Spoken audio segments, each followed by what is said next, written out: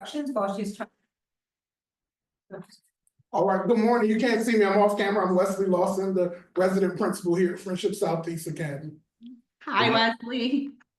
Good morning. Also off campus, Joseph Spade, Deputy Chief Academic Officer. Good morning. Pat Brantley, good to see you. David Laurie, Deputy Director of Pedagogy and Instruction. M. Smith, third grade teacher. M. Smith, current interventionist. Gary Cameron, Middle School Academy Director.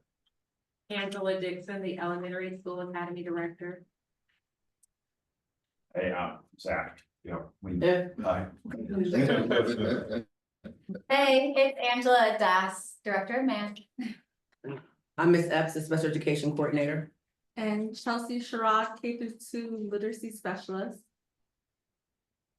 And just to expand on her introduction, because she's always so humble, Kim Smith is also a resident math expert and probably can give us a lot of guidance as we think about refining math specialist development and training. Thank you. And I think we've got Felicia joining us online too. I see her popping up. Yes, I'm here now. Good morning, all. Morning. All right, good morning, everyone. Well, I will just start off by putting this, and Wesley, I think I will need a little bit of help from you because I just put the file in the chat. It's also in the invite that I played with. So for context, Pat asked and Velka asked me to dig into the Southeast data to kind of look at how could you all move a little closer to getting to that top Aspire score. And there is so much great data that's already in here and a lot of, evidence of how much work, Wesley, you and your team must have done over the last 2 years. Because when I look at the growth data, it really shows how much effort has been put on the ground because students have been moving. And that is really, really apparent. So I just put a file in the chat, which I think would be helpful if folks could pull up on their screens. And Wesley or anybody else, I don't know what the easiest way would be to get that file to everybody. Already about to forward, so it's all right now in the room. Perfect. So I will just wait until you all let me know that we're in it. You can give access, Alexandra, to the file. Sure. Sorry, this is the friendship account, which means I never know what I'm doing. Yeah, under description is a link. All right, I think I just changed the access so that everybody Thank you. should be able to do that now.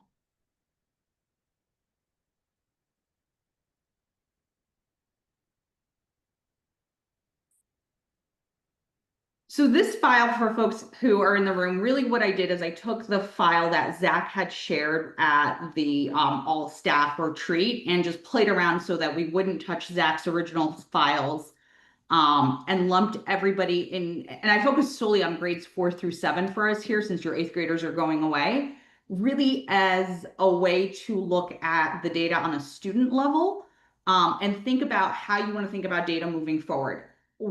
In an ideal world, what we're going to do is want to add school year 24-25 data once CAPE scores come out to this file so that we can use this as kind of a building file for all of your students. So that if we're on that first tab, grades 4 through 7 first, this is, and we'll go into much deeper, but anybody have trouble accessing? Can everyone access it okay so far? I'm seeing something. Yeah. All right, so let's start off actually with the tab that's called reference. And is it easier if I share my screen or is it easier if I just voice over it for you all? Screen. Okay, so let me go ahead and share my screen for you.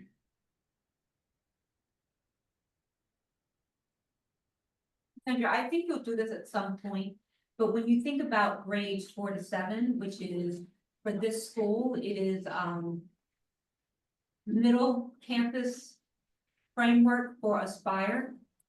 And then 3rd grade, of course, would be sort of back within the elementary campus. So we're primarily talking about middle campus Aspire performance. Yes.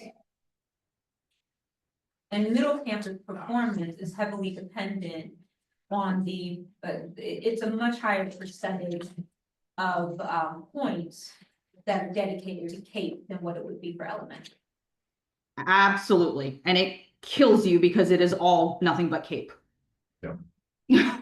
And I say that very bluntly, like it's just you don't have the advantage of those pre-K class scores in any way, shape, or form. So a few things just to walk you through kind of my thinking, and anybody please stop me at any point and ask questions. But towards the top, I was just looking at growth. Obviously, as I said, you guys have really strong growth. The key to me for you all is you're getting a ton of growth points. It's going to be how do you move the kids who are 3s to 4s, and how many kids do you have in that possibility to move from a 3 to a 4? Because ultimately from Aspire doesn't care about 3s.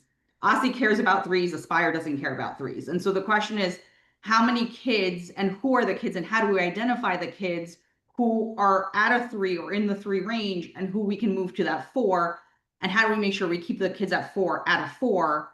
Because that's where you're going to get the bulk of your points, and you're already doing really well on growth. I pulled, and you guys have this at the student level, Zach, I didn't want to bother you, but if we look just further down for the campus as a whole, and again, this is your school year 23-24 data. This is your subclaim data, and I know I've talked to Vielka about this, and some of you all have heard me talk about this. One of the things that you can do is get in your CAPE files how students do on the different subclaims. One of the things that we can look at the student level, and I think we'd want to look at it when we get the 24-25 data, is how is each student doing on writing? And one of the things that you can see very quickly in Southeast in 23-24, again, so 2 years ago now, since we're in the summer, you saw a real big difference in the percentage of kids meeting expectations on writing versus your other grade levels. So when you look at this 6.6% of kids in 3rd grade, so if you think about that, about fewer than 3 kids basically met expectations in writing in 3rd grade. And you can see how much that jumps out from your other grade levels. Whether or not this was going to be true in 24-25, we don't know yet until CAPE comes out, of course, in a couple of weeks. But one thing to just, as we continue this conversation about writing and thinking about how do we move kids and how do we progress students, writing becomes a really big factor for the ELA scores. And you can see a real difference here between 3rd grade and your other grade levels. So I just wanted to highlight that. On the flip side, 8th grade was an area where like those 8th graders really excelled in the writing place. When we get those student files in a couple of weeks, what we'll be able to see is actually each individual student's writing score and dig in a little bit deeper on the student level and teacher level, thinking about what has to happen with the writing. So let me just pause there because I don't know if this feels like new information or if folks have looked at the subclaim data. I could pull this from the public files because we have OSSI publishes this at the grade level. You guys have this at the individual student level. It will be more fruitful for us to look at this with the 24-25 group. So let me pause there and see if there's any questions or anything jumps out here for folks. Again, remember, this is your 23-24 data. And clearly, the 8th grade jumps out as being such a polar opposite. Even what is that, 6th grade? I think that 8th grade looks high. I'd like to compare it across campuses, and it would be helpful to understand what was happening in 8th grade. We definitely know our 6th grade across was very high. We did very well in 6th grade across that. I don't remember it. And so that could be an area to dig into. Are the assignments, like from a curricular perspective, are we just doing something different? I would say the other thing that stands out to me is just the high percentage of kids in 4th grade who are approaching expectations. And so there just seems to be a lot of promise to questions. I love that you pulled that out because one of the things I wanted to show you all, and again, I want to redo this when we get the 24-25 data. So this is more like getting our feet wet since we're looking at a little bit older data. There are some grades, and we'll see this in math too, where it's so clear there's so many kids who are in approaching that if we go down deeper into that student level, it's the names are on a silver platter. Like we know which kids we could move to proficiency because you have such a large number of kids to move, which is really exciting and means it's going to be easier to get to kids to 4+ here. One thing I was wondering in third grade, just from a teaching perspective, and this is again something Wesley, you and the team may have already worked on, is like how much access do your third graders have to typing their work in classrooms during the school year? Because one of the things that happens sometimes in third grade is kids are just not getting access to the typing in class. Not because you don't have the technology, but we're just like afraid to put kids on computers as often in third grade. I do know that in technology, they do have a typing program in which they work upon. But as far as the classroom and ELA, I'm not quite sure. I don't think it's being done consistently enough to think that it's going to stick. And that may be something to think about as you all think about and reflect. And I know you have this retreat. It's just like in third grade, what are the expectations for teachers to get kids to do writing on the computer? Because that's a big shift for that 8-year-old who's so used to handwriting everything, which we want them to now having to type everything on CAPE. A lot of graphic organizer work, you know, fill in the box writing tasks, but not typing tasks. Or not enough that it would, you know, stick for the student. Yep. And so that may be a real kind of tangible next step to think about, is like for next school year or the school year coming up, what are those points in the year where teachers and students are getting that practice? Because if the first time kids have to type an essay and respond to a prompt is when they see CAPE, that's a really hard lift for any student, yet alone an 8-year-old. I'm just curious as to what the third grade exposure is to CAPE like prompts for writing. Yes, they are exposed to them. I mean, this past year was a little more challenging because it was kind of, you know, all hands on deck. But when we were in there, Dr. Manning was in there, I was in there, so on and so forth. It was always like unpacking the prompt. But what I noticed is, on top of like comprehension issues, right, their stamina wasn't there either. So like if I set the timer for 30 minutes, they may have needed an extra like 30, 45, 70 for some of those kids, because they just didn't have that stamina built in. From what I saw. And when you're saying stamina, is it the stamina to read, the stamina to write, the stamina to type, or all of it? I mean, yeah, it's hard to talk about those things in isolation, so I would say all of those things. Just to read the passage took a lot of those kids an extended amount of time. So then going from, did I understand what I read, to now I have to unpack this prompt and synthesize it with what I read in conjunction with the writing. So it's just all of these piece components that I noticed third grade struggle with. And I don't think they had enough experiences with trying to do that from the teacher side, right? They weren't exposed to tasks like that often enough, especially with the ELA class, to even do that. Yes, but listen, you say that there's something embedded about the prompts that are CAPE-like. I just would like to know what the schedule is or what it could be next year. And then we had the benefit, like I said, of having Alexandra with the high school people before the end of the school year, but right before. So they were able to set up PSAT and SAT in the summer. And so what I'd like to know, it's a little late now, is how would you have changed summer? Just thinking about this day, like what would you do for rising third graders knowing what you're going in with this? And I don't know if there's still an opportunity, but there is an opportunity. Is there independent work that they might be able to do? And just sort of, so just think about not just getting it, but what would you change with the time that you might have? And I think thinking about the school year forward with the close reading structure, now that we have that 5th day, there is an additional day to support writing.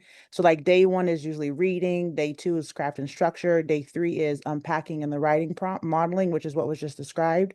Day 4 is writing, and then next year we'll also have a day 5 for revision and publishing. And so that may help with that stamina piece, because we do have an extra day that's already built in to the curriculum.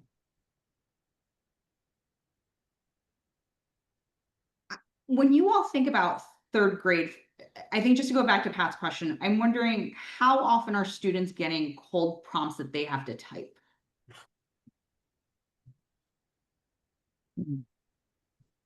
You're adding those this year. They are going to be adding those more this year. I know that Dr. Manning is, so last year, probably not as many, but I know Dr. Manning is planning to have biweekly assessments next year in ELA. And at least once a month, because I think it's gonna be every other of the every others, is gonna be a cold call writing prompt, because she wanted it more than I think what was currently happening, which was just on interim. So there's going to be more opportunities for that. I don't know if it's going down to second or if it's third and up. I know we're just talking about third, but I know it's bi-weekly. It's gonna be second. Oh, second and up. So second grade will even get opportunities. So hopefully in future, even beyond next year, you'll see more stamina from kids to be able to write cold prompts. I guess I'd like to know how it's embedded into, if not daily instruction, but at least somewhat weekly. Yeah. Because I just imagine second graders getting an assessment every other week on something that they haven't been practicing. Yeah, it feels unfair. No. But I mean, I guess this comes to like the universality of it all, right? Do nows and things of that nature, if kids come in and they're asked to write, right, are we gonna be consistent in everybody's do now should be a writing prompt? Yeah. Not doing writing on demand. And so it's not just an ELA, but it's also in social studies. You all have, that's everybody's do now across the board. So just looking for some more consistency, because Wit and Wisdom also offers focus and question tasks. So we don't rely just on the ADAT writing or the close reading writing, because it's a lot of writing, but what will be our big bucks and our focus. Yeah, but that's what we, Point. that's what, I hope somebody else wrote down. no, that's what we talked about last week in our IoT too, is making sure that this idea of literacy across the curriculum is really adopted by every class. So when we have, what is our bare minimum as it relates to reading and writing in every subject in every class? So Are focus and question tasks cold prompts, or do they do they work together to like? But they're weekly though. Yeah. But they're working together to answer, correct? No, Yeah. Oh, okay. or independent tech. Well, I don't think It is independent, but the whole class is doing the exact same thing. yes, Is that what but you're referring to? No, I'm asking, like, to me, a cold prompt is like, everyone could be getting the same prompt, but are you writing it by yourself? I thought focusing question tasks, so I could be wrong, or like, we work together to like, let's come up with our draft, let's now discuss our draft. Okay, so yeah, so those are the other weekly cold prompts. If I can ask a warning, with writing intentionally, even though you may increase the amount of time they're writing, for them to get to a final product, it may need to be in steps. Maybe the first day is the draft, the second day, I think that's moving into this. The first day is the draft, the second day, they're actually checking it for edits, and maybe the third day, now they're getting feedback from the teacher so that they get to that final product that you want. And how is it captured? Are they doing it online? Are they journaling it? Are they putting it in journals? So what's been the intentional, or what will be the process of them engaging in writing so that you're actually getting to the actual exemplar that you want, but building on it each day? Because if you're only doing a check-in, you may not be able to check it for its accuracy. If you only want to just expose them to writing, as opposed to making it a process where you're doing some piece of the writing component each day, so many days during the week. I think that, and we talked about this again last week, one of the things that we saw at the high school level when we started, and with Ms. Robinson with moving and writing, was making sure, one, that everybody started at the bare minimum. If we're using the meal strategy, if we're using Oreo, whatever that case is, everybody has to start with that strategy, and that has to be our bare minimum. One of the things I said, like, so we gotta get away from everybody gotta write 7 to 8 sentences. If 7 to 8 sentences are gonna be trash, let's teach them how to write a strong whatever within this strategy, your main idea, your evidence, your analysis, your linking sentences. Once we master that, then we can upscale them. Okay, now I want you to find 2 pieces of evidence that support this. But that plan is gonna have to be across the board so that everybody, if we're doing a do now, everybody's using this meal strategy on do now. So if I can, just one thing. And no matter what class you go in.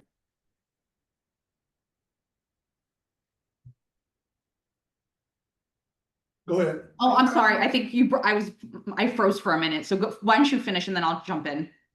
And once we start there, so they can start by writing it, but we know that we'll have a plan in-house within 3 weeks. So within the first 30 days of school, we're moving them from these writing tasks to now we need to put you and type it in and do it on the computer. Now we need to grow your writing. So you did it one-on-one peer review with me. Now we need to, class peer review. It's just that old school writing process, pre-draft, draft, all of those things we have to implement across the board. But it has to become standard first for everybody, and then we can build up, is my thought. And I think if kids are supposed to evaluate their own writing, we should use in the language of the rubric, and that's why we talked about CER, because it is the claim, is it effective evidence, and topic sentence for the lower grades, we can work on that. But they also have to be exposed to those writings. And one of the things that AP does is it releases this prompt, but it also releases the year before responses.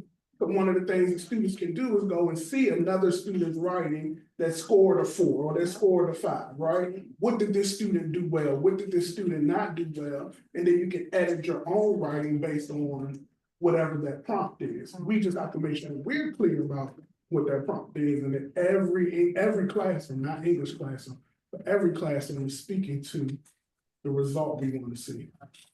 So I think everything you guys are saying is absolutely like on the mark. What I want to just also push us is that with third grade, we're talking about, as we all know, little babies. And part of this is going to be just getting their comfort in front of the computer. And so thinking about what are the opportunities in third grade for kids to just get on computers to type. Because that often becomes like the 8th graders are comfortable typing. The 8-year-olds thinking about like those warm-ups you're talking about or do nows or that whole writing draft process, that can be very daunting for a third grader at the beginning of the year in September, October. So what are the structures or systems in place that we could bring in with the third grade team? And I think the third grade teachers, I suspect, have a lot of great ideas here of, is it that we do 3 warm-ups a week on the computer and everybody types them up in Google Doc for the teacher to see? Or do we do it twice a week? Just getting kids practicing the typing process and getting their thoughts into the typing is something we actually have to teach the kids. And I want to I think that full writing process you're describing is so robust and amazing, but I don't want to lose the typing and the teaching the kids how to just get the typing on the computer done too, and the comfort. Teaching kids the delete button, all these little things that we have to teach kids, and thinking about how to make that a routine in those third grade classrooms. And I think that's a great opportunity to think about with your third grade teachers, like what is comfortable and feels right for them in terms of the technology piece and the writing piece. Because if we can even get kids to at first get used to writing 4 sentences, 5 sentences, then we can build upon the writing, but we also have to build upon that typing, real access to the technology piece. Like starting with, especially in unit zeros, like things they're interested in, like start with that, right? So like you want to build the skill. So it doesn't matter what you kind of do the content with, but we're just trying to build the skill. So if it's like unit 0, we want to see these things like, so what in writing do we want to see? How do we leverage it so that kids can take it and unpack it to do something greater next time? But it's just that you're doing it based on things you like. Because if you do it based on, we can learn about students, we can do a whole bunch of other things to build relationships, but then they also are learning the skill without feeling like they're learning a separate skill, like reading this article, then taking the skill too, right? So like trying to figure out how do we do it and more moments of. Well, at the beginning of the year, every teacher's gonna be like getting to know you, do you good on that? The one thing I'd like to say is that one of the big takeaways, you said it was this idea, like, this can't just be carried by ELA. All teachers can have some way that they are doing it. The other thing that I'd like to say to you is that I love friendship. We often go so big on things, but I just want to remind you, for third grade, 6.6% is 4 students out of 61. So anything that you decide to do regularly, you're gonna pull up that number from being 6% to being something so much higher. So you definitely think about the big things. I think you were saying that, what Alexander saying, but the bite-sized things that you also can do. I think too, it's just gonna be looking also, or even now thinking about what is our technology plan, right? How are we infusing technology into every classroom and making it a part of what students do every day? The typing, the using the Chromebooks, all of those things, so that it's not unfamiliar when it comes test time, right? Our Chromebooks gonna be one-to-one, like how do we give them more access to the technology so that they are doing it? Because if they don't know the skill, we circling on it. I know we're talking.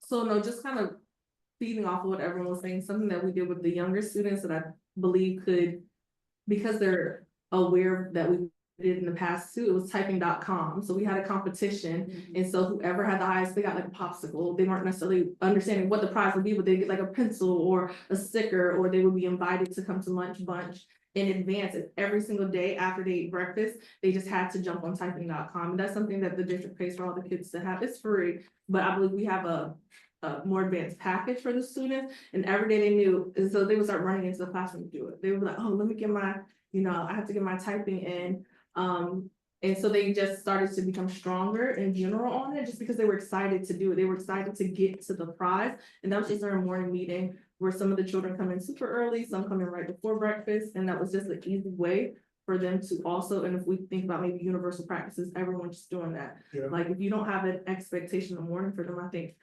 that can go wayward, and we can utilize that time at least 3 times a week. Everyone has to get on this before we start.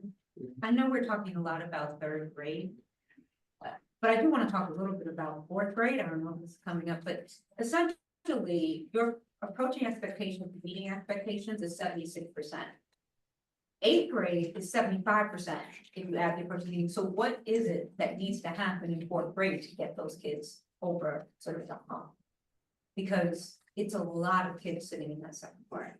And whoever has supported both grades, what was the difference between what was happening in 8th grade versus what may have been happening in 4th grade? Those might also be more tweaks or more exposure for kids or et cetera. But I do think we need to look very strongly when you got kids that close.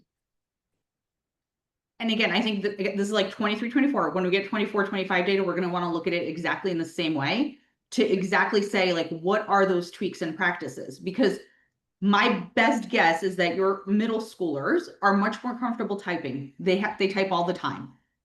Part of what's going to happen in 3rd grade is if we see similar scores again in 24, 25, is thinking about these bite-sized access of how do we put technology in front of the kids? How often are your 3rd graders? Because what's also interesting is you see such a big difference between 3rd and 4th grade. So something is happening in 4th grade 2 years ago that looks so different than in 3rd grade in terms of access and comfort. And I think we're going to want to dig into that once we see that 24, 25 to say, like, was this an anomaly in 23, 24? Or is this the same pattern we're going to see in 24, 25? It's the teacher too. So like think about teacher who was teaching, that was Dan was teaching that year. So like think about who does what and who harps on certain things, a certain teacher that will. Yeah. And that's what I was gonna say too. Get a 2-year assignment.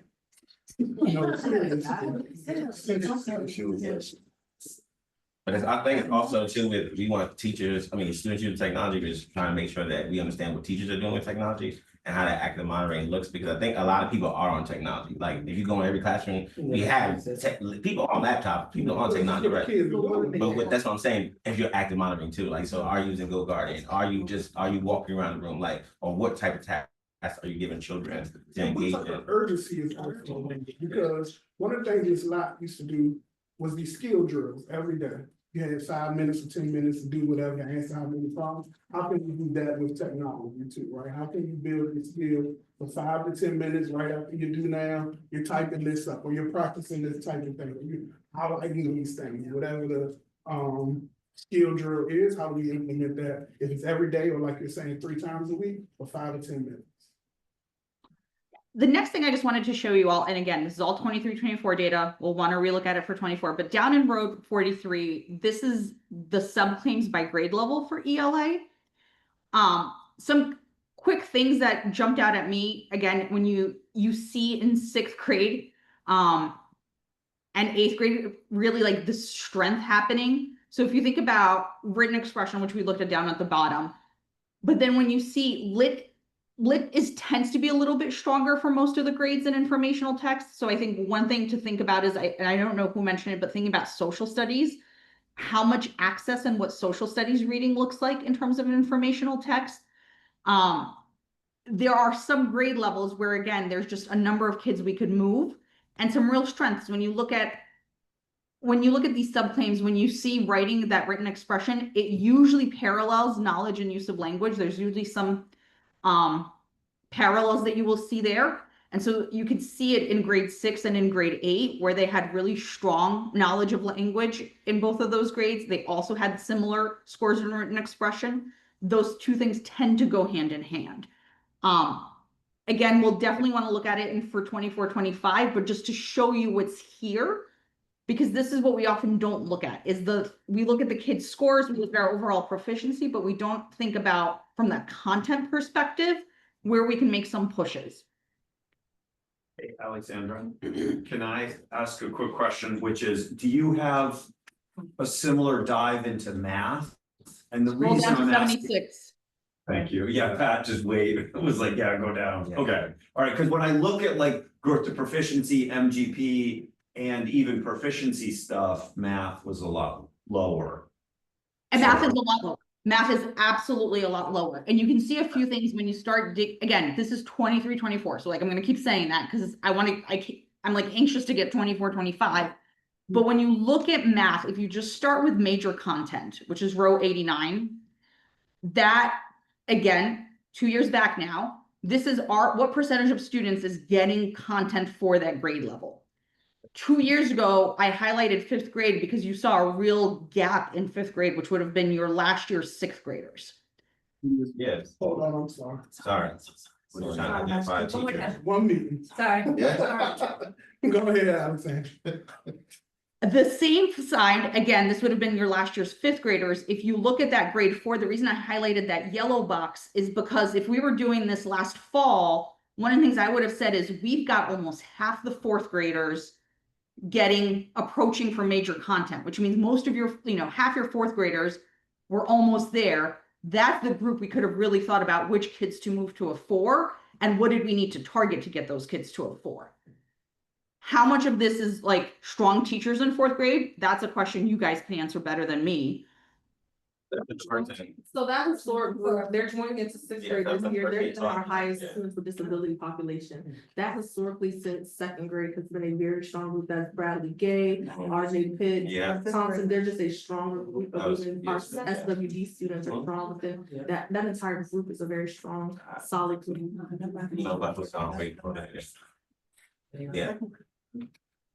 What was interesting is that 5th grade group, you could see they were the lowest in terms of major content, but if you look at the percentage of kids approaching and below, it didn't really vary all that much, especially the below from the other grade levels. So it's like we could move kids. Like this is telling me we've got kids to move.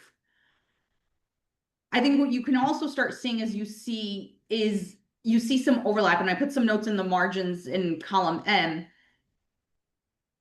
As the kids got older, they were able to do better in supporting content because they were able to draw down from their prior skills. And you see that kind of flip.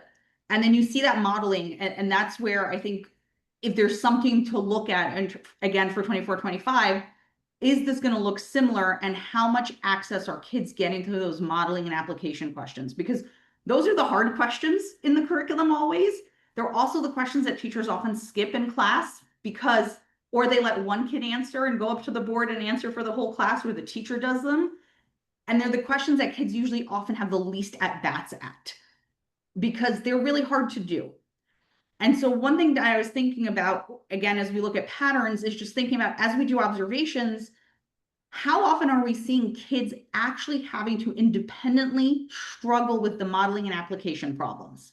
Because if you go back to the blueprint for the test, about half the points come from club subclaim C and D, so modeling and reasoning.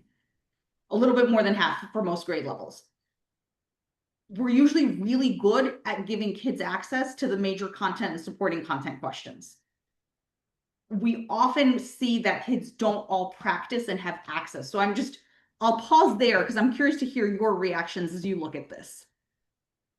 So is that, I think, trying to make sure you say this right. I think that's like the modeling applications of part A, part B, part C type questions that our scholars are not always getting to. And so maybe sometimes so that's like when we say not leaving points on the table. So if there's 4 points, sometimes our scholars are getting 1 or even no points. So it's like, how do we cut that deficit in at least in half, or like at least you're getting 2 points per question? Because if you're leaving all those points on the table because of part A, part B, part C, like that's where we're going to, and I know historically, even through interims, we don't do well with that either, because our kids just kind of skip that. Sometimes they think it's a multiple choice question. They'll just put whatever in the boxes. And so that goes back to the writing and across mathematics too. So we think about increasing writing. What does writing look like in math? Like you have to put something in that box. Like, so how do we get you to put something in that box? Because if you're not putting anything in that box, then there's no points that we can acquire ever, right? Even down to like using some vocabulary words. If you put some vocabulary words, you put some sort of sentence, you can get points, right? Our kids are just not putting anything at all, which is leaving us with no points.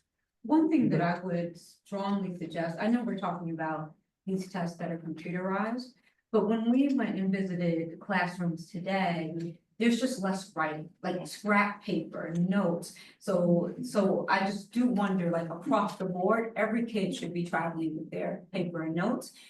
And this is even when in classrooms where they're tracing letters, right? You could do that on your paper, or where they're doing these harder math problems. They're going up to the board, but they're not actually working it out like there. And just as a small thing that you could do across teachers, we need to see kids trying to work out problems or writing prompts or doing whatever.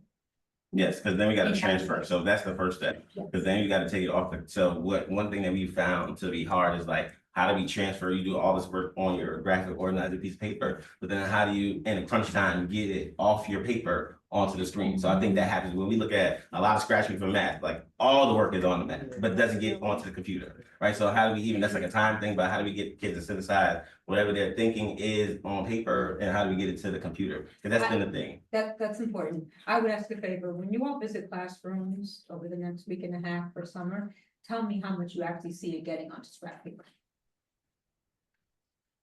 So Pat, I would push to say not only that, but I would actually see how many questions are we seeing that are modeling and application questions? Would be my question, because I think that you all could push back the math.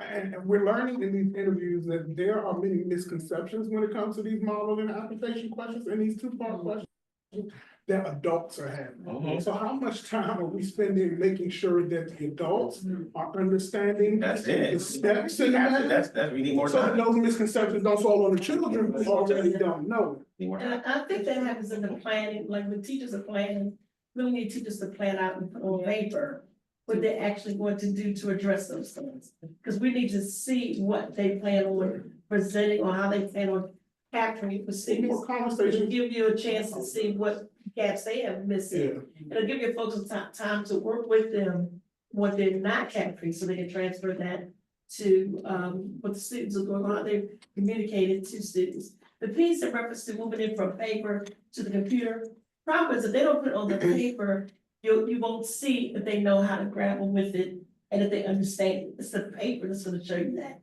Then it's working out time for the work on the computer to master the skill of moving it from paper to pencil. So it's always creating that time to teach both pieces. More computer time to do on the computer, but to see them actually doing it, they've got to do it on the paper.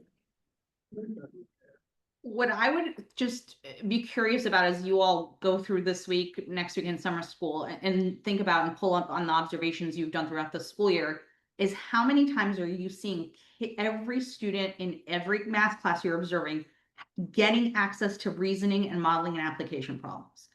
Because what sometimes will happen in schools is teachers are really good at giving the questions that are major content and the supporting content, and they just don't assign those higher level questions. Or if they assign them whole group, meaning the whole class is solving the problem together. Which means if I'm a kid who's got not a lot of strength in math, I'm very happy to have my friend next to me solve that problem. And I never actually have to solve that problem and learn those strategies of getting to even solve that problem. And where do I start? Yeah, it's both of that. It's like the teacher's content knowledge, and it's the like, because not enough students don't think kids can access that. It's like we just give them all the same problem that I can go ahead and I can still look like an expert, right? Because once you go into the other world and you have to answer questions, you don't look like the expert. And so I think that's where our math teacher kind of shy away from, because they don't have the content knowledge to ask those other questions. And then you look like less of an expert when you're supposed to know what you're supposed to do. And so that becomes like something that you'll shy away from instead of like. And I think that's why when I was leading with the, we might need to have more conversations with teachers around whatever this skill is that you're teaching, or this lesson as it relates to Eureka. What are the misconceptions that come with this lesson so that they're prepared to transfer that to the children? I don't know that some of our weaker classes, that's not it. And I think like a big part of that comes from the planning. I never get in front of students without doing all the math prior to, because then that helps me think about what misconceptions they're gonna have so that I can tweak the lesson so that I can address it.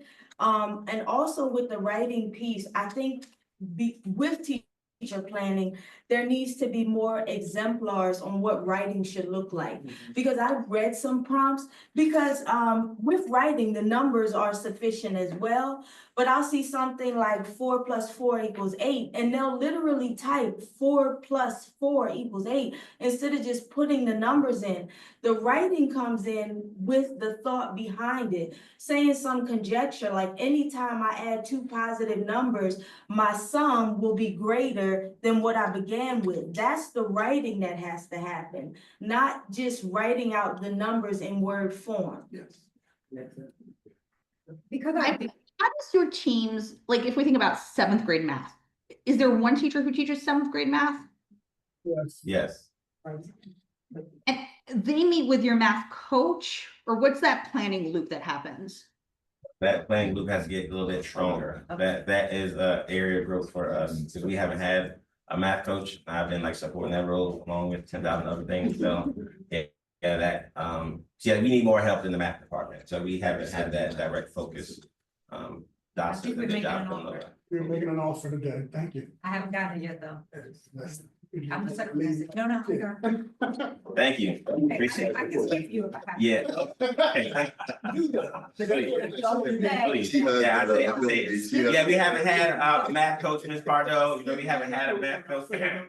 Haven't had a math coach, so. Because one thing to think about, right? So if you take, in terms of the structure, if we take the 7th, the 8th grade, the 6th grade teacher, one thing to think about is like each week, how are we working with those teachers to make sure that they are getting to those problem sets in Eureka that are those higher level problem sets?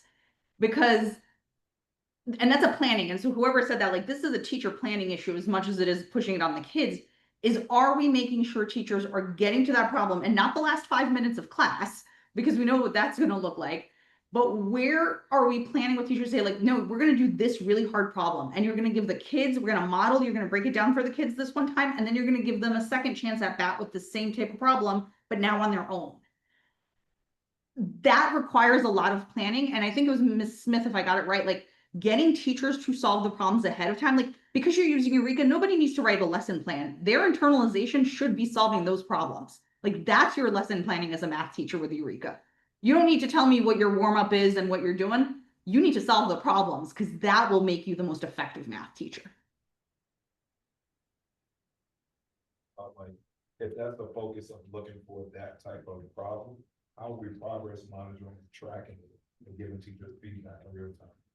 We haven't, we did work with the consultant last year. They provided us with, it came towards the end of the year, but it was a helpful tracker that came with that, as far as even like, I've thinking about it for a long time, but they made it so easy, like like the question that we ask students, like tracking the question that you like putting, these kids are gonna get asked this question.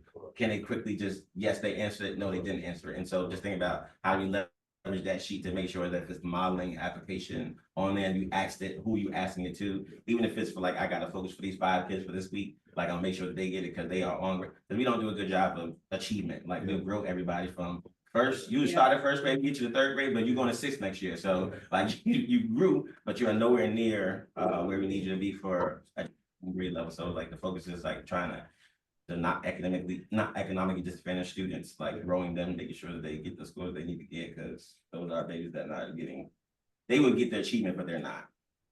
And in order to make the connection with students, are we showing them a vision of this is the goal, here's what you're moving to this point? They have anything visually that they can see that they're trying to attain their goals?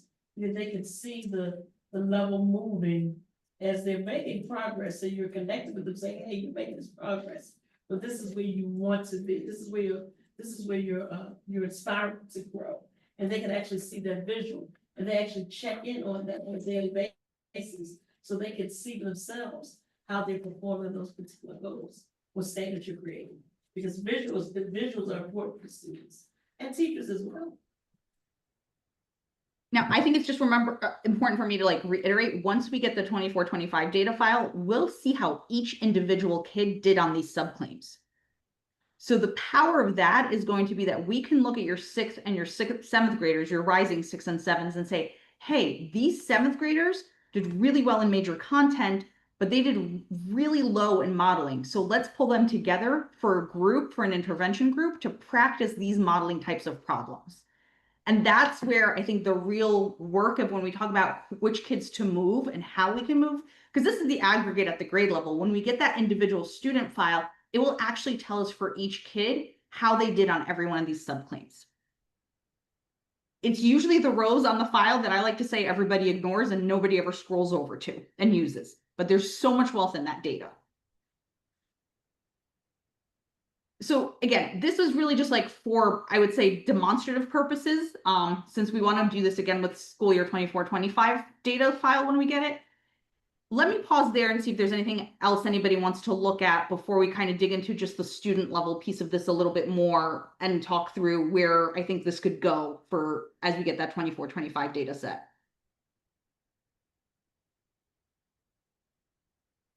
What are those, were we consistent with, or was it something that we focus on, like, or was story about?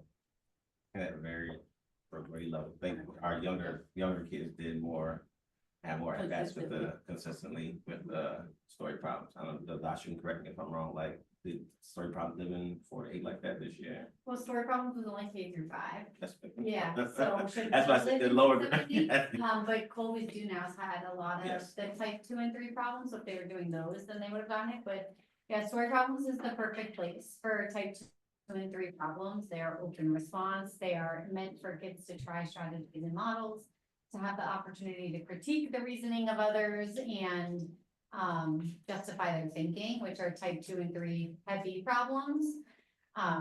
So I think if that could, the problem that you see in classrooms is that in the 90-minute classroom block where we do ask that 30 minutes be regulated to story problems, teachers use the full 90 to teach Eureka math instead of sticking to the 60 and then getting to that 30 minutes of story problems. I think that's another point of potential too. Like, how do the teachers know it's enough in math when you stop? Because that's why everybody keeps going, right? So like, how much of a lesson? I guess that's through planning. Like, how much of a lesson can you get through here? And like, it's okay. Kids are okay till tomorrow. Yeah. Because everybody's trying to get everything in the same day, and you don't get everything the same thing with math. Like, it's like this might be the next 3 lessons, and by the 3rd lesson, you should have X, Y, Z. I think that's what you see when teachers haven't internalized effectively. Because if you internalize effectively, you don't just understand the lesson, you understand the topic and the module and where it's going. And that don't worry, tomorrow will be just a little bit more. But our teachers are usually only thinking about today and how can I get through today?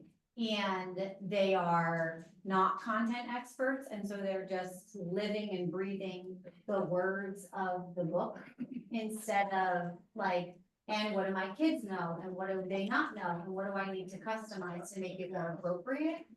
The teachers, I think, who do that well, i.e. even like a Mr. Person who has really strong major work, it's because he looks at what his kids are doing and he knows if he can move forward or if he needs to stay on in a minute. Because even when we interviewed him for some of our math best practices work, like he said that, like, I move on if I can move on. And if I don't need to spend a day on the lesson, I don't spend a day on the lesson.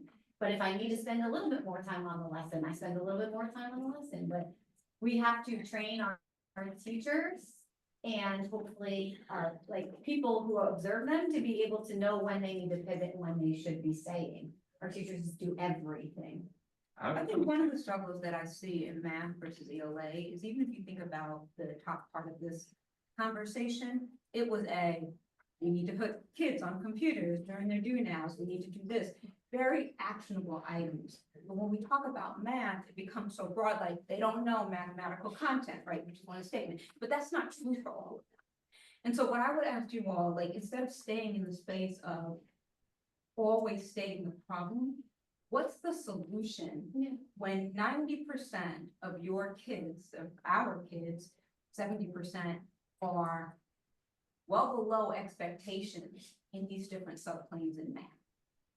So, David is here, during Sanders University, are we going, like, what specifically? Yeah. And sort of thinking about it, because to me, it's like, it's a low reach answer to say they don't know content, because we've seen places where we're seeing more movement. And you've got some middle school teachers here that can do this work. I just don't know how we're directing them or we're setting it up. And whereas I feel like in the ELA conversation, we're like, we're gonna pull out the computers, we're gonna do this, we're gonna do that. What are actually some solutions? And not the bigger solutions, right? Because I'm not gonna be able to give you a BA in math if you studied art history and then you came here and you teach math. Hiring friends. But however, what are we actually going to do? We don't have to say that now, but I would just ask you to think about solutions that aren't all looking at our teachers like cookie cutter. They just don't know, because something can happen when they're back in our classrooms. I think a lot of the things that were said here are some of the solutions that have either been put in place or are put in place, like our problem-solving strategy that we've put for children. We've made it much more tight and actionable for them. That is something that they can do for every problem, no matter what. That helps direct them towards using a model or strategy, but in the same way that ELA has like a CER, like we have a math problem-solving structure that helps kids attack a problem or know how to engage in it. I mean, we have our, when we have our meetings with our teachers, we are heavy on the do the math, and that's what we spend our time with them on in our weekly content meetings, is like doing the math and engaging in the work and learning the misconceptions.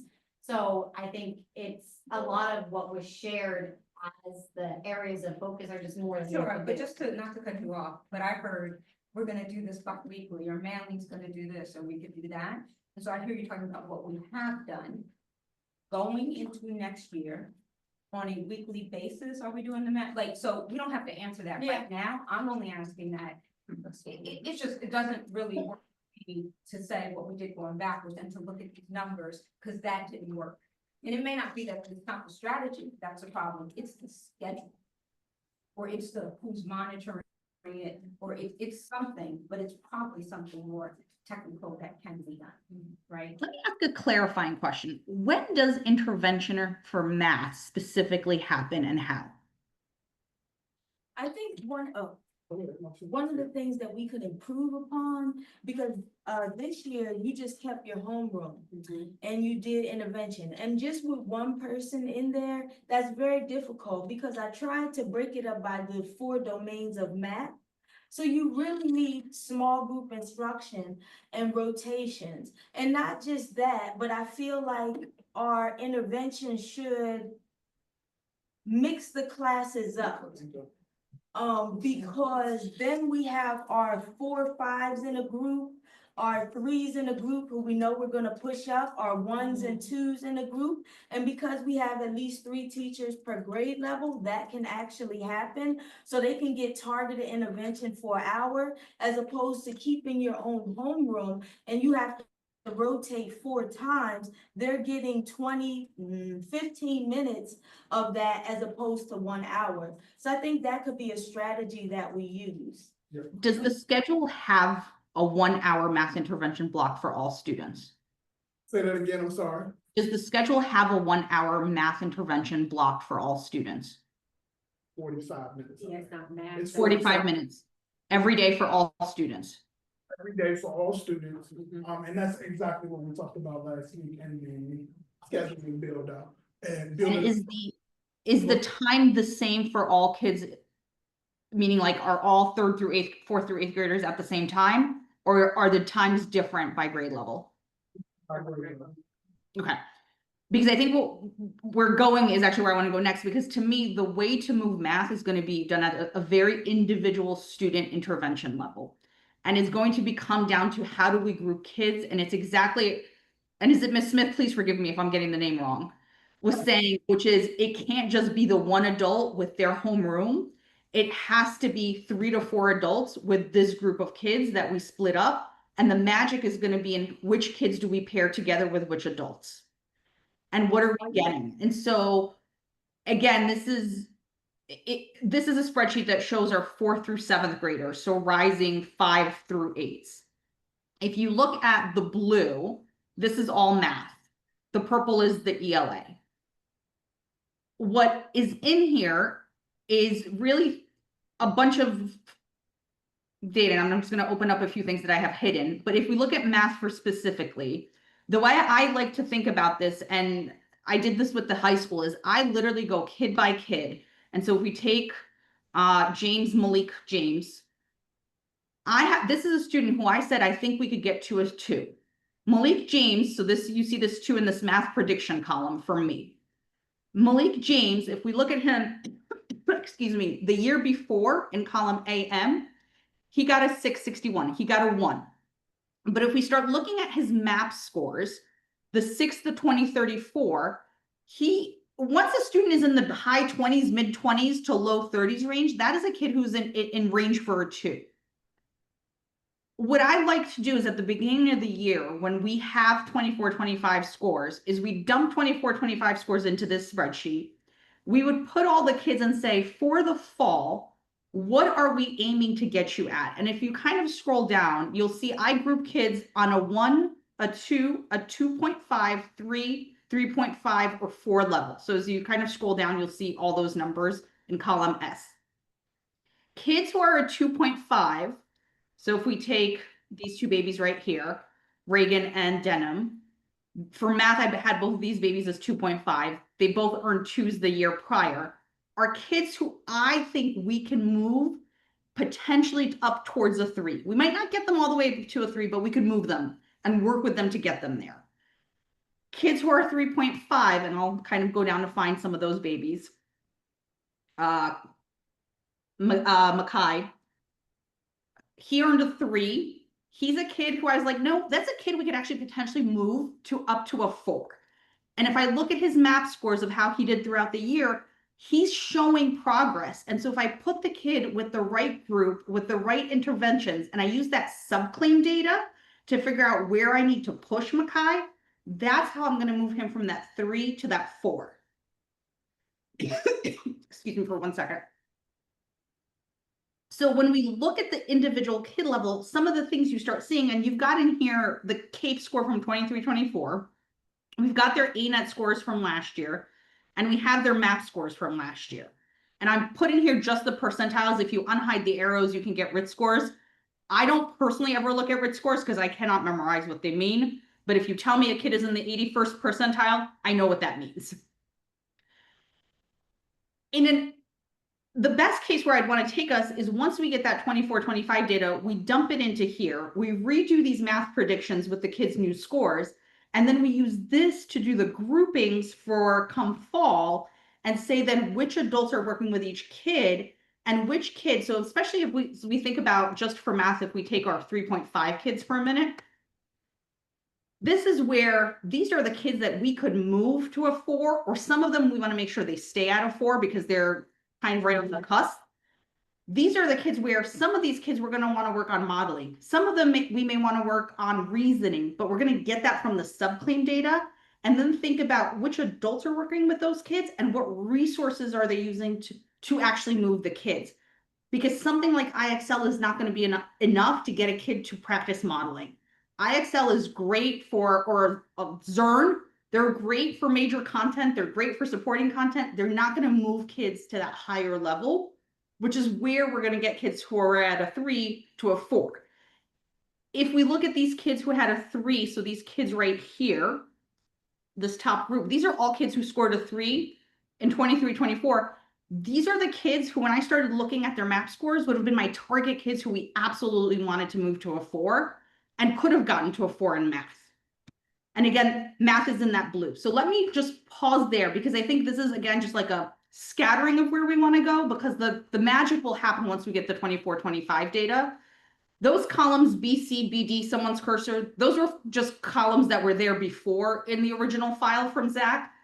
I'm not sure if those were predictions that you all made as a team or how those came to be. One thing, if I can just underscore or emphasize, this is looking at each student, right? This is not some mathematical formula that then spits out where we think this kid's going to be, but it is based on ILT teacher really looking at the data to because it's complex. There's a lot of data there. So. And if you look, there's a baby right here, you could see kind of how data can get, Mayana, who I'm sure you all know. If you look at her first MAP score, and if we just looked at her MAP, she was in the 10th percentile for achievement right here. Her CAPE score was a 742. Her mid-year was a 78 percentile. She's a kid that if you don't look at both her CAPE in her MAP, you could have easily put her in a very low math group looking at that 10th percentile, not realizing what her prior CAPE score was, which is why that historical is important. And for me, the beauty of why we'd want to dump 24-25 into this file so that we have where were they last year, where did they end, and their CAPE scores. But this is when I do these predictions and these groupings, it very much is a kid by kid process and knowing what you know about kids. And like, none of this is static. It's all meant to be changed as you all give me information and you put in information about individual children.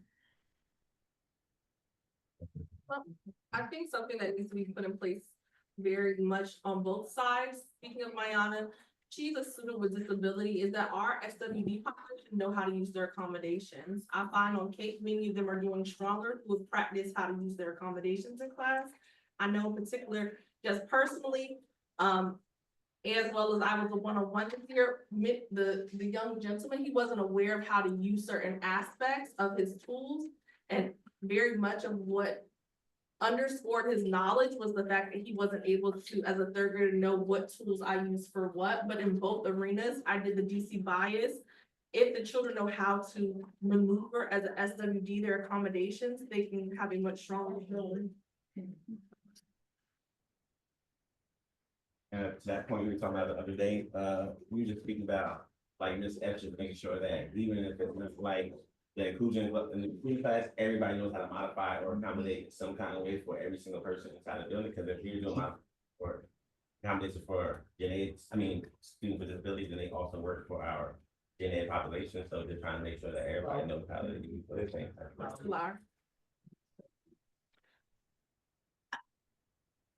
Another thing I'll say is you guys have really high growth.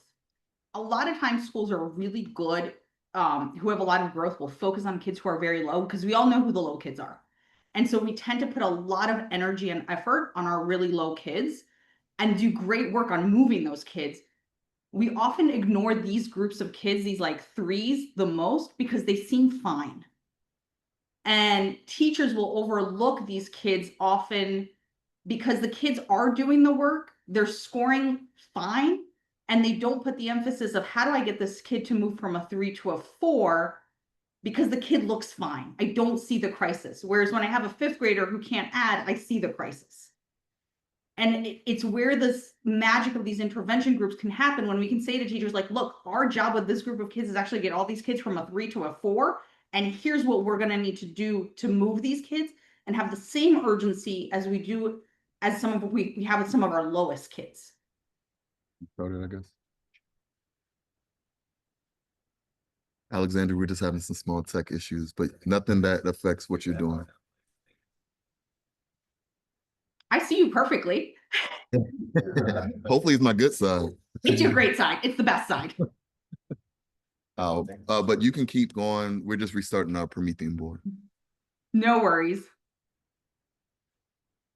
And Wesley and the team, I'm wondering, as you all think about what teachers do, because what I often will see is that it's that group of kids that get ignored are the kids who we can move from a 3 to a 4.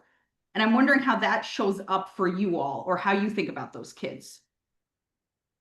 I think we have definitely been more intentional in our conversations as of late, talking about how do we create more, for lack of a better word, accelerated opportunities for students who are flying and or close to flying. I don't think there's something that we have paid attention to specifically in the past, holistic, if that makes sense. Push back. Everybody's agreeing. Because as we think about getting you to that like level 1 aspire, it's going to be about moving these kids to a 4, right? And so we have to have as much intentionality with these kids as we do with our lowest kids.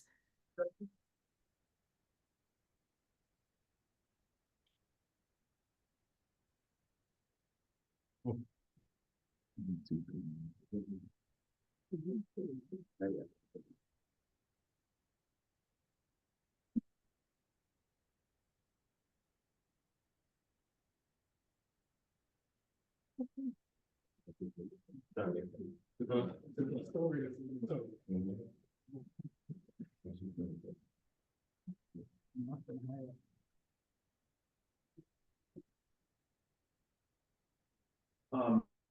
a moment of quiet, Alexandra, how do you, like, what's the frequency that you think teachers and leaders should kind of be reviewing these data? Are they, when we have fresh assessments in play, you know, like, or is it at a like quarter or semester basis? What's the structure around this? Yeah, great question. So here's kind of the cadence I've used before that I find really effective. As soon as we get the 24-25 CAPE data, we dump it into this. And first with leaders, we unpack all the data. And then we do our predictions and our groups and figure out how are we going to do that intervention block, which kids are going together with which adults. And it's exactly what somebody said in that room, which is it just because you're the core content teacher for that kid doesn't mean you're the right adult for that intervention.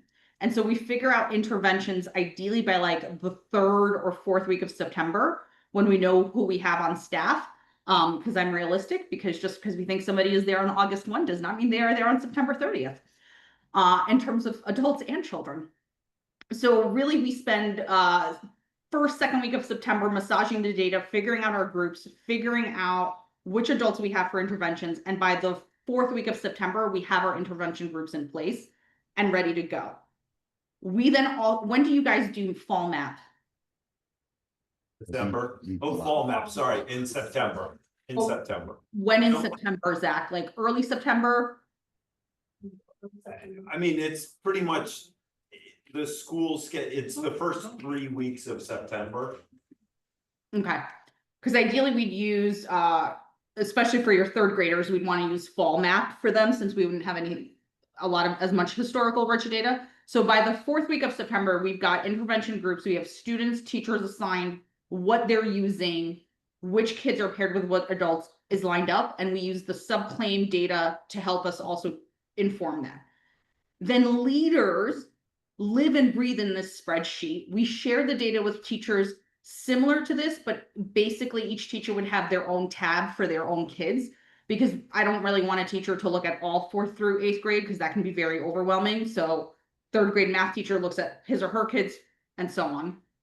And we explore this with the teachers and have them also redefine any groupings based on what they want to add and contribute to the kids. Because we can do the groupings based on the data, but there's a wealth of qualitative information teachers will have that just doesn't show up in the data. Sometimes it's like, we can't put these 2 kids in a group together because they don't work well together, or we can't pair this kid with this adult because that's a bad match. Or, hey, we want to make sure we put these 3 kids together. So that information we'd want to use. Then as leaders and coaches are observing classrooms, one of the things that I really like is when they use this data set in their observation. So how is the experience and what you're seeing happening in the classroom look differently for your kids that we're predicting to be at a 1 versus the kids we need to move kind of that 2.5 or 3.5 kids versus the kids who have a 4. Look at the frequency of which kids are answering questions. As you monitor and walk around the desks, which kids have answers on their papers versus which kids don't, and how does that look in terms of the student data? And so to me, your observations that you're looking at with teachers become rooted and grounded in this data. And that takes some skill and practice, frankly, to build up those muscles with leaders and coaches and teachers. So it's not like you do it one time. You're doing that every single week or however often you guys are observing, so that I'm looking at what is the experience of all of my students and are they getting what they need based on what their performance levels are. So are we only calling up our level 4 kids up to the board to solve problems, for example?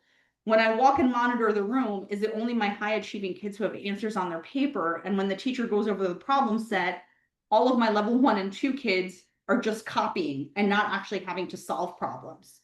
Which kids are getting at bats together? And so I'm using that information to then feed it back to my teachers and have those conversations in observation feedback to grow teachers, right? This is not to catch anybody. This is about feedback to think through how are you reaching all of your learners in the room. It's also a tool that you can use with your SPED teachers or ELL teachers in terms of how are those students getting access and what does that look like for those students. And then once we get mid-year data, we would feed this data back in with mid-year map data, redo your groupings, redo what we're looking at. But the point, Zach, is that like this should not be live in a spreadsheet, open it up 2-3 times a year. I go into classrooms and I literally write down names and then I'm looking at the spreadsheet and saying, okay, how does this match or not match with what I saw or didn't see? And then I'm also using this spreadsheet to monitor interventions. So when I'm going to look at interventions as a principal or coach, I'm using the same lens to say, well, what does this intervention group look like? How are these kids getting access and are they getting access to what they need in that group?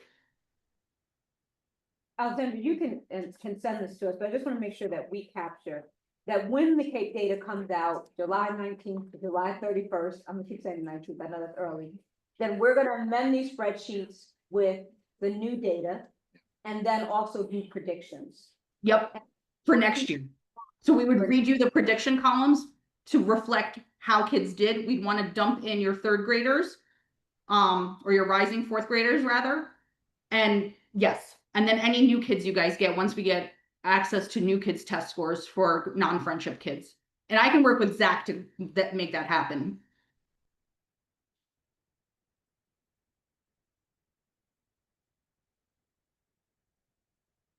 But that would be like the data step 1 once we get that data set. And then step 2 will be to meet with the team on the ground, Wesley and whoever else is the right team, to say, okay, these are the initial predictions. How would you redo these predictions? And how do we take that intervention block that you have right now set up? How do we group these kids? So if we have 60 4th graders, who are the adults during math intervention for 4th grade who are available to help in 4th grade for intervention block? Is it just the 4th grade team of teachers? Or are there other adults? How are we going to divide up those kids in 4th grade during intervention based on their grouping levels that we have?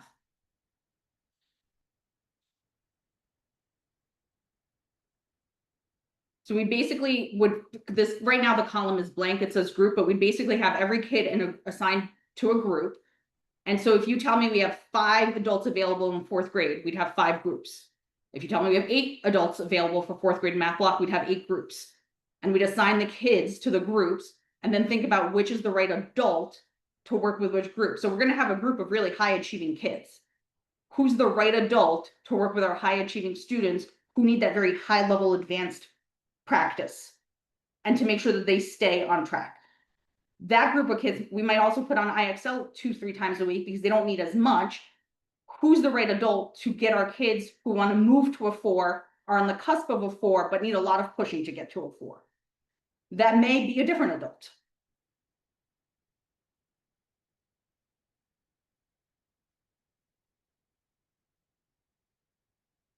But it's, to Zach's point, he said this, but I'm gonna say it, like, it's a very individual kid by kid decision point and a very individual kid by kid look for.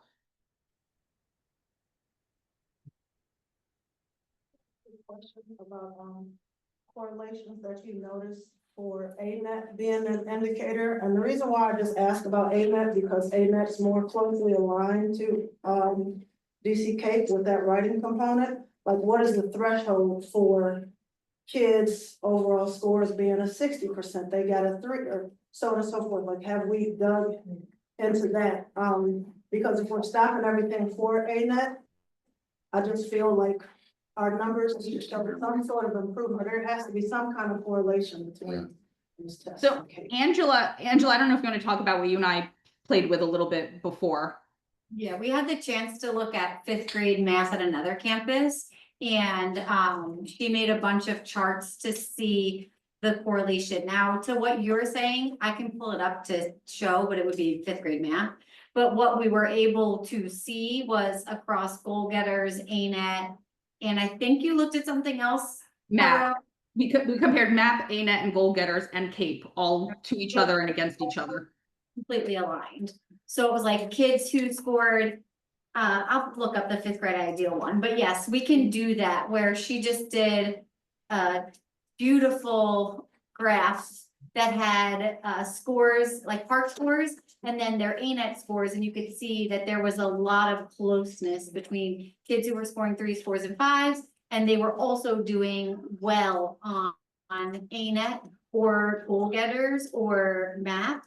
And then, so I think if we did that, maybe even at the network level by subgroup, we could start to then almost make like cut scores on these assessments that aren't just arbitrarily made, but are made based on historical knowledge that we have about what have kids who've typically scored a 4 in the past, typically done on ANET ELA interim 1, ANET ELA interim 2, and even ANET ELA interim 3.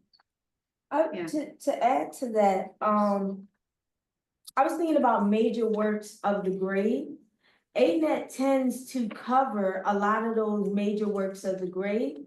And I was even thinking about the curriculum in terms of making sure that we hit those major works of the grade prior to DC CAPE happening, which would require us to kind of play around with the curriculum in terms of how we do it. But those major works of the grade is going to get us points on CAPE. I mean, that's staying on pace. You know, we try to get through most of the curriculum up to module 6 before spring break. I think there's, and I know for sure, almost every grade except 5th, they were supposed to, according to the pacing calendars, get to where they needed to be. But there were, in most grades, pacing issues that put people weeks or months behind. 2nd grade was months behind this year. Because nobody was monitoring where they were actually at in their lessons. So if that's true for 2nd grade, those are your rising 3rd graders. Are there things? Yes. Like what is that going to look like in 3rd grade this year? Yeah, we caught it in February or March-ish. And so we worked with the 2nd grade teachers at every single one of our weekly content meetings and the remaining PDs to ensure that they were getting through what was most important of each module. So we really looked at every single lesson. We met with them to really discuss what was most important. We still set expectations though that they finished the major work of the grade for the year. And so they were still giving end of modules throughout the year. The expectation was that they were teaching until the end of the year, so I could pull up some of that data from end of modules. I know we stopped giving goal getters again because of the DC CAPE window, but we were still giving 2nd grade in particular end of modules because of our concern about where they were at. So we did work on addressing it. So it wasn't like it was a problem and we let it be a problem for the year. It was a problem that we then addressed. It was also a problem in other grades that we also addressed.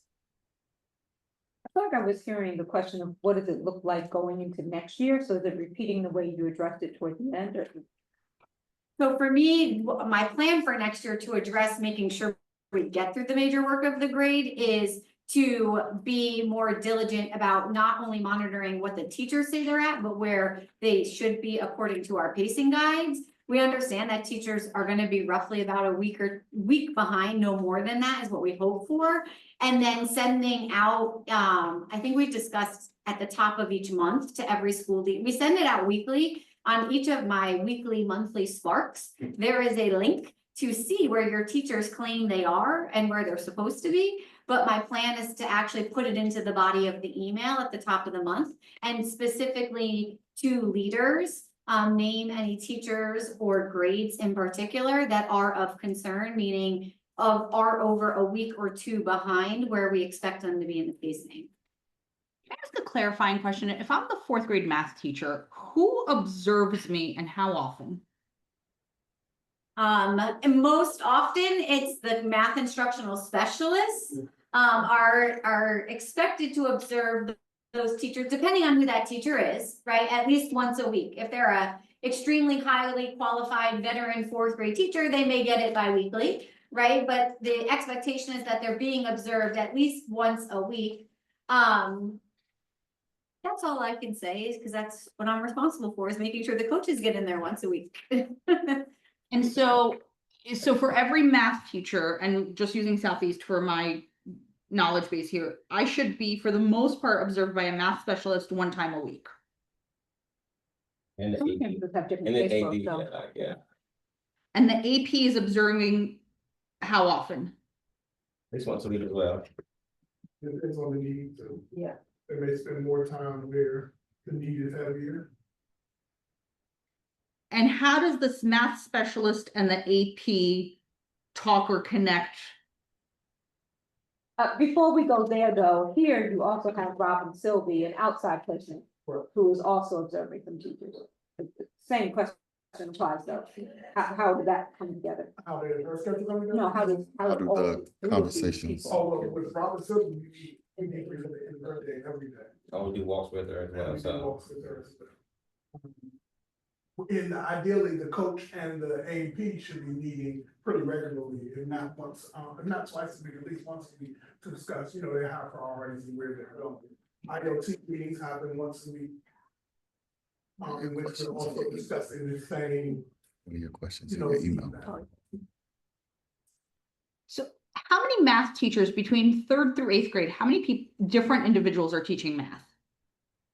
Say it again? 6 gen eds, 3rd through 8th grade. There's 6 gen ed teachers and then inclusion teachers and resource group teachers. About 10 adults. But core content, so there's 6 teachers between 3rd through 8th grade teaching math? Yes. Okay.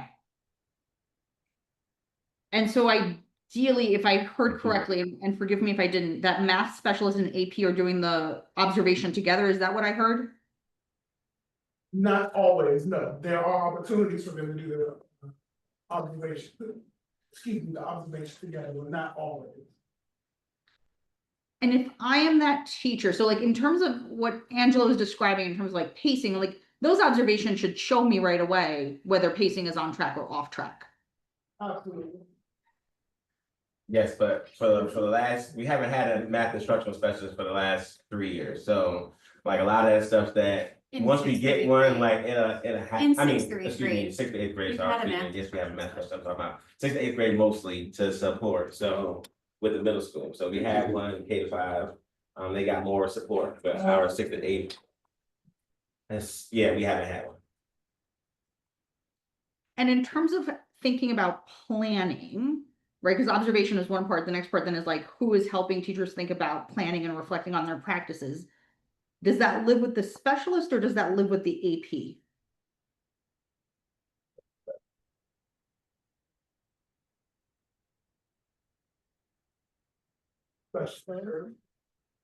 No, she's not wrong. Did you hear them, I Alexander? think she did hear, she just like. Oh, the specialist was the answer. Okay, I'm sorry, I didn't hear that part. Okay, so the specialist is there for the planning and the, The specialist does facilitate the planning process. and who looks at the data with teachers? AD specialists, Yeah, that's it. we had it in our ERFs, they look at data. Have weekly content. And weekly content meetings, they look at data. Day-to-day, they talk, but they.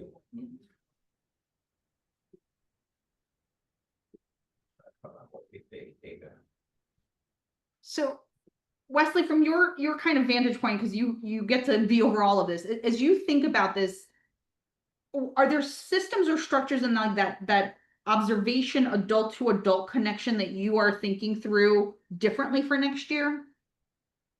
Absolutely. I think that first, just having the people to do it consistently is going to be the biggest lift. We were stretched last year where our specialists were in and out of the classroom, filling vacancies.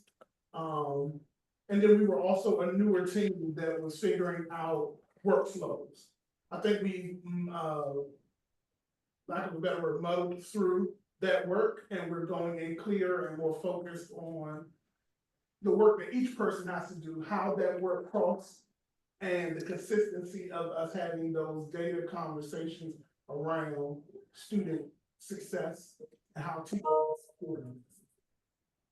So yes, we've had several conversations about that, and I believe with a full instructional leadership team, it'll be more consistent. Yeah, because I think we get so we have consultants in the building, so we get a good amount of feedback. So like Robin is very helpful, and even Jeremy and crew in New York is very helpful. So we have, but I don't think we have that day-to-day person that will solidify all the things. I mean, I try to support, but then it's like, as a category director, support other things. But when they get their development, they get it when they're here, but I think it has to happen more consistent more often. I don't see the integration between what we're hearing from the consultants and sort of what is happening. So even if you didn't have, let's say, whatever specialists in place, if the ADs are also doing it, how often are they bringing Robin's comments back or reinforcing that? And that's more of a wondering, but how will you do it next year? So I think about one of the meetings we had, and you were like, when I looked at my plans at the beginning of the year, some of those things we weren't still doing in January. And so I just would like your instructional leadership team to come back together and say, which ones are the non-negotiable? So if we get stretched, we're not gonna do this, we're gonna do this. And this is what we're going to have to do. And whether it's sort of, we may concentrate Robin's time here next year, but somebody still has to be the glue that's, yeah. I think that's what you're having a broader conversation. The conversations were happening. Yeah, we had, I mean, so, yes, yes, we had a conversation with teachers too, so teachers were very So you aware. definitely take that Yeah. word back, but like, It wasn't- to the yes. point, I don't think there was someone Consistent, yes. daily, hourly observing it or owning it in that sense, right? Yeah, but the other thing that I would say, because I went back and looked at sort of the coach trackers, I looked at Alexandra's original notes from reviewing fifth grade at Ideal, plus some of the data she shared today, and Robin's notes. And there still is that sort of missing point of looking at student learning to drive teacher action. Almost all those notes are about, Steve to practice.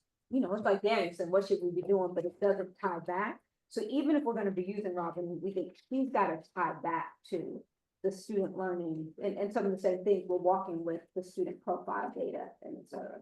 So I think your team has to get together to say, hey, what is gonna be our common approach, whether it's external consultant, internal person, math, mentor, teacher, whatever it might be. Finalizing a lot of that work, over the next couple of days, in retreat. I don't think any of this is necessarily a surprise to it, but more of a, kind of get the work done. Think about how they're doing. Yeah. I'm also wondering, Wesley, as the team and you do this thinking, is thinking about as we go into individual classrooms, and this is something you'd even take a stab at practicing because you have summer school right now, from what I understand it. Like, so is summer school for all grades? Yeah.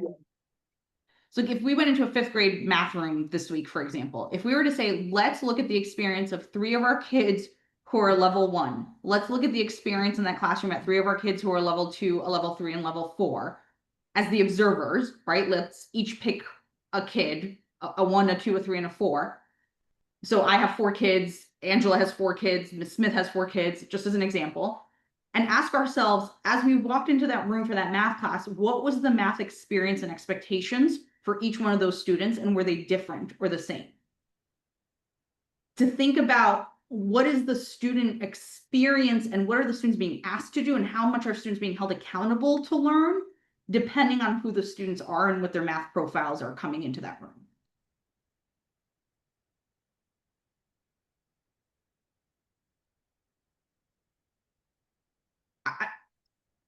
It could be something you all practice just to see, like, do we see something different? Because you have this nice little playground right now with summer school. Are we, you know, are all of our level 1 kids actually doing the problem sets themselves? Are our level 1 kids never having to do the problems? Their protocol or tracker that you've used in the past to do that observation and feedback? So what I would do, this is really simple. I would let's pick 5th grade just as an example. You know the kids you have in the room for summer school. I would, if there's 3 of you, each of you gets a 1, a 2, a 3, and a 4 kid. And you just write down, what is the kid doing? And take pictures of like the actual kid's work. Is the kid solving the problem by themselves? Question number 1. Is the kid, like that's just the first question. Is the kid having to solve any problems by themselves? Is the kid being called on? Is the kid being asked to help other kids, or is the kid being asked to do the work by themselves, or is the kid getting help? Just really asking yourself, what is that student experience for each of those kids and how is it different? You could also flip it and say, okay, and just because I know Angela's name, so forgive me for picking on you, Angela. Angela gets 4 level 1 kids, and she looks at just what the level 1 kids experiences. You, Wesley, look at the level 2 kids, somebody else looks at the level 3 kids. And then the three of you compare notes. You could do it either way, but what is happening to each student? Is the student having to solve the problem? Is the student being called on by the teacher? Is the student being asked to help other students? What is happening for that student? And then we look at the profile of student to say, our experience is different. So I'll give you a real quick anecdote. When I was at Ideal it was a 5th grade math classroom, and I didn't know the kids at all. And we went to a 3rd grade math classroom. And then I had a chance afterwards to look at the data set with the principal. And in both classrooms, it was the most advanced kids who were being asked to go to the board and solve the problems. And then when we walked around the room, there were a lot of blank papers, but in both cases, the teacher felt very confident about their teacher practices because each one of these kids could go up to the board and solve the problems. And then we're like, yeah, your level 4 kids solved the problems for the whole room, but all your level 1 kids had blank papers. And so then we see very quickly a different learning and experience for kids based on their profiles. And a lot of times teachers are not consciously doing this. And so they just need space to reflect upon that and to see that themselves.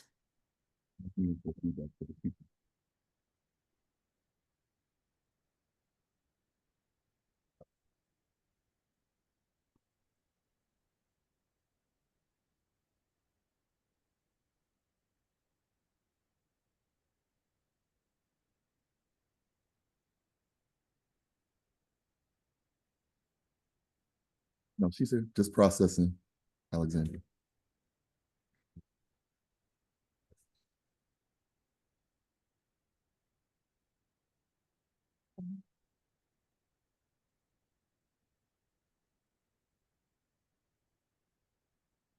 But I think that also has to be something though that everybody has access to. So anyone who comes in to observe a classroom, whether it's Miss X, anybody who's coming to observe can see the like predictive levels of the kids. And then what is the student experience? So that can be a part of the observations.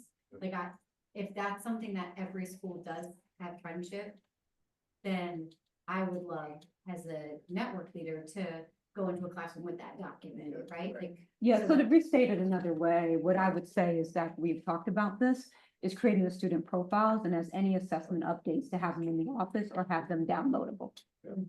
So I would love to, I mean, just you're on the A team. So in your meetings, can you raise, hey, have you done an assessment? Have you changed the profile? Because the schools will need it, but a lot of it's going to be done from our office. Yes. Yeah.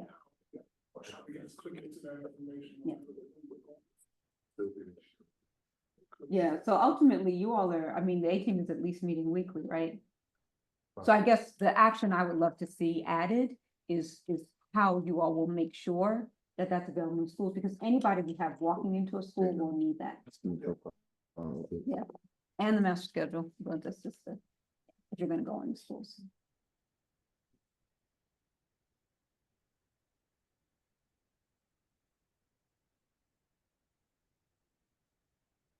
Yeah, I think too, though, in the messages that sort of Alexandra and Angela changed, it was how those data profiles are set up. Because if you go into a math classroom, you want to see math, like a lot of times we're seeing all the kids on one sheet. So I think there already have been some recommendations on changing the structure. Yes. yeah, but I think the recommendation was to split math and ELA. Right? And then have a third tab that would be everything. Yeah. Yeah. Yeah. I was looking back at the email thread between me and Alexandra, and we discussed that there was like a math tab, an ELA tab, then there was an all tab, there was like so that it was like who needed to see what at what time. I guess my question is, are those templates gonna be set up? I was looking at this now. When? I mean, we're working to build the structure. I have a meeting with Rachel this afternoon, and Alexandra sent last week like the template that she envisioned. So I mean, certainly before Standards University, before we get TC Cape data, we'll have those ready. We want to build them out, add things like teacher name in there. Teacher name is in there, Zach, their homeroom specifically for that reason, so that we could then filter them by teacher and grade level. Thinking by homeroom, I was saying, who's their math teacher, who's their ELA teacher? What's more important is blocks. You need blocks over So you homework. group the kids. Yeah, Okay. because I mean, everybody's Mr. Person's kid in math. It's what block am I What sitting block are they? in? Yeah. Yeah, okay. Right. So, Pat, there's more like structural decisions that I'm working through, and I can engage with Dasa, Manning, and Alexandra around that. And then figuring out how do we train school leaders, school staff on this.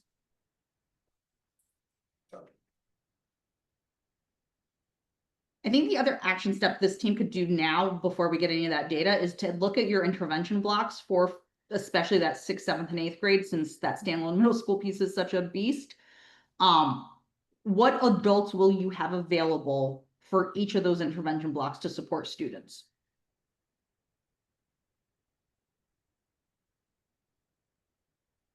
Alexander, a quick question, just based off one of the suggestions that you shared about going into the classroom and identifying a 4, 3, a 2, and a 1. I'm wondering, when you go into the classroom and you are now going in with the lens of the student perspective, and like, have you ever asked scholars that were a 4, a 3, and a 2, and a 1, like, what is their experience?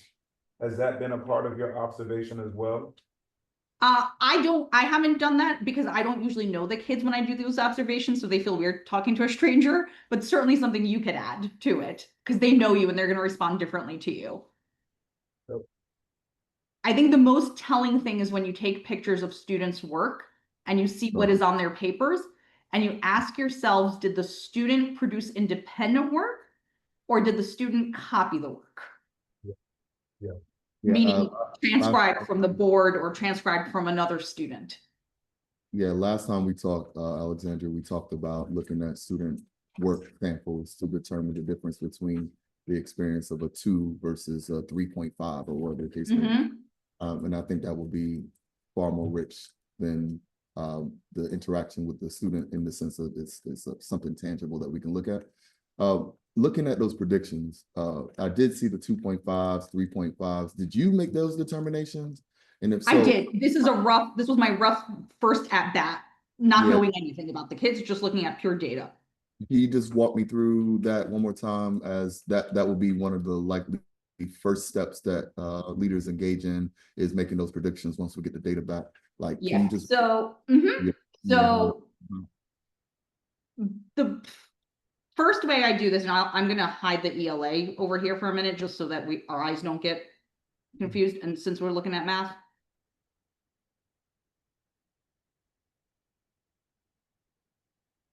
All right, so I've got my column S, my math prediction. I've got their CAPE level. Oh, not that. Their scaled score, and scaled scores are really important because it tells me which kids are, moving to that next level. We've got our ANETs and we've got our MAP percentiles.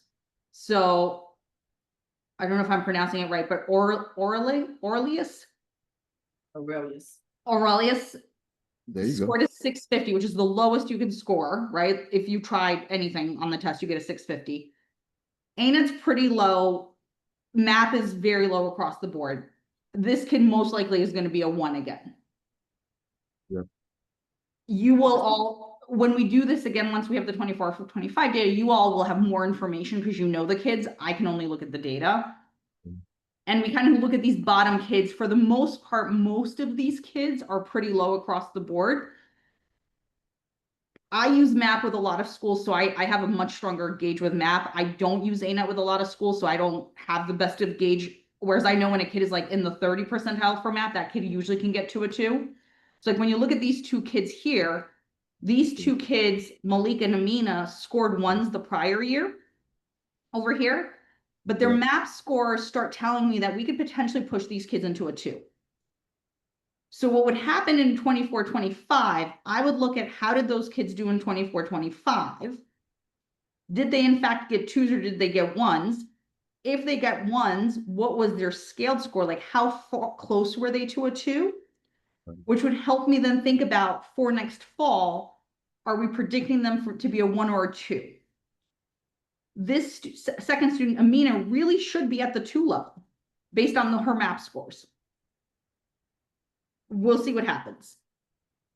When you look at this baby over here, Uzziah, maybe, if I'm pronouncing him correctly, he had a 1.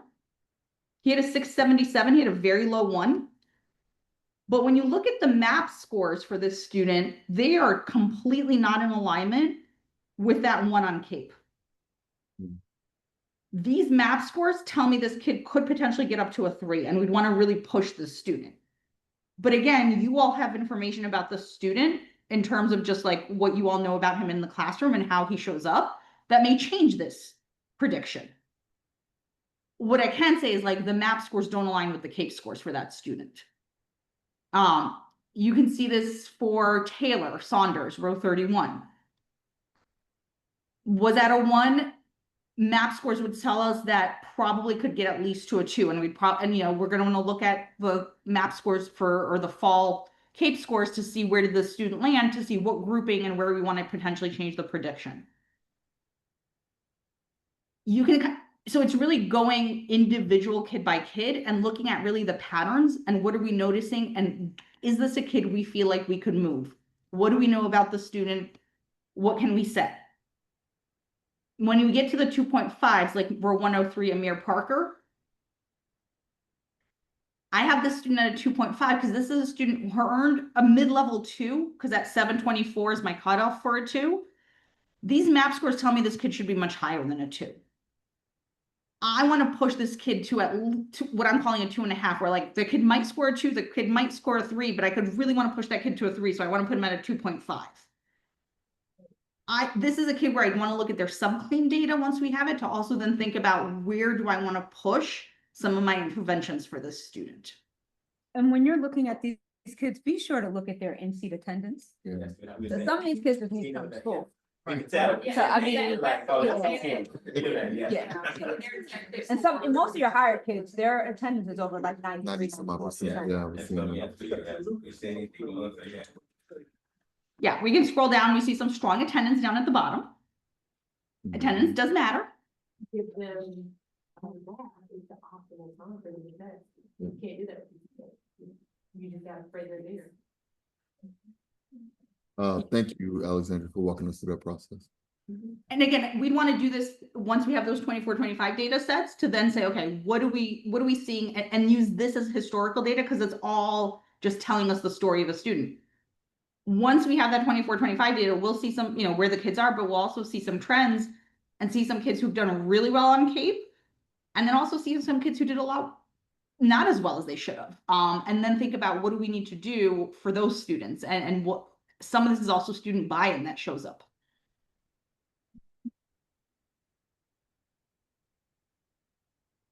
Do we have any other questions for Alexandra? I know this is a lot of data. Like dinner time for her. Yeah. Oh. Yeah. All right, Alexandra, what else? I think my last just words of like food for thought is that at the end of the day, this is at the individual student. This doesn't get done at the aggregate. It really gets done at the kid by kid and figuring out what do we need to do for each kid with the idea that we need to move all kids. This isn't about moving just our cusp kids. It's about moving all of our students. And that's where the intervention groups really matter.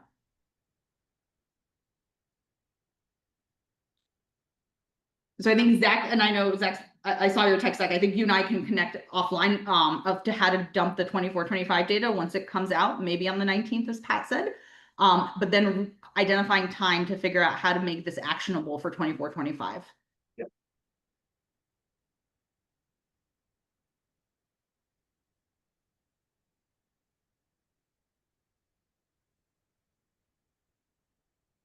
Question for you. As you think about interventions and as we think about the people who are in front of them, I wonder, right? Do we want, think about people who should be in front of them. Do we take somebody who is like a hot, because everybody's not good at moving all types of children, right? So I'm trying to figure out how do we determine who we put in front of children, right? So what would you say is like best practices to think about that? Like I'm thinking about who would move like a kid who's going from 4 to a 5, how much intervention would they need, or what type of person would you put them there versus a kid trying to go from 1 to a 2? Like, do you take the person who's better at math and push them to make sure they grow? Or do you take the better educator and put in with the lower? So I'm just trying to figure that part out. And I think that kind of varies also with math, but just want to hear what your expertise is on that. So I think it's not going to be a one size fits all model because you're going to know your team best. But what I would also think about is you have 5 days in a week. Who I work with for intervention every day doesn't have to be the same person. So some flexibilities you could build in. I don't know if you guys have like instructional aides or kind of like auxiliary staff who maybe not super strong at math, may not be their strength. But folks like that could, for example, monitor your highest level kids, so like your 4s, 3 times a week on IXL or on Zern. And maybe your math specialist works with that group 2 times a week to focus on high level modeling and reasoning problem sets. And so then I'm maximizing my adults. Whereas the other 3 days, that math specialist maybe works with my lowest kids because they're going to be the best person to move those kids. And they do a flop with my dedicated aide or an instructional aide or somebody else who I have, where on those other days, those kids now focus on like practice fluency on IXL or Zern or something like that. So I'd encourage you to think about, like, because adults and staff is always a challenge in terms of the who. So thinking about like, how can we build in some flexibilities with the staff you have? Not all kids need the same thing 5 days a week.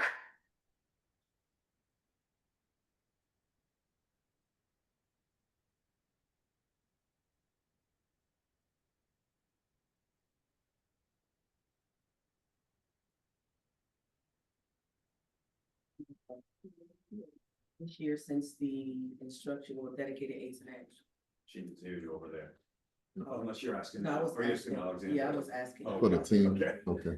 It's a question for the team, Alexander. So now that dedicated aids are instructional aids, are they gonna have the opportunity to go to professional development as well as the teachers? I was saying maybe, that's what I was thinking. Yeah. Literally, when we were talking about last, I think do need to go. Yeah, they need to same go. training as Yeah. teacher, if their student's not present, Yeah. they need to be working with other students, right? Right. And even if their student is present, they're working with Yes. their student, they need us. Right. And I always tell my aides where your weakest content is where you should be putting most of your professional development, right? Like if I know I'm really, really strong in math and I'm not as strong in ELA, then I want you to attend an ELA PD so you can grow yourself in that craft, right? Because you're gonna be seeing kids across all contents in your classroom, so. That was my question. Be in plan sessions with teachers. Yes, I would be exactly. comfortable with you, that Exactly. might be educational Exactly. practice, if I have seen Right. exhibit to write a clear and concise sentence. Exactly. Something like that. Exactly. So you may need for intervention, you might need to do small groups in instructional blocks. So Just a quick, can we let Alexandra go, or is there more for her? Oh. Thank you. Thank you all. Appreciate you. When are you back? Sorry. I will be back in the US the evening of the 24th. Wow. The Josh Boots model. Oh, okay, all right. Must be nice. I got family, so we're gonna go spend a week with family in Poland after vacation. Oh, sounds great. Have fun, be safe. Thank you all. Take care. Just follow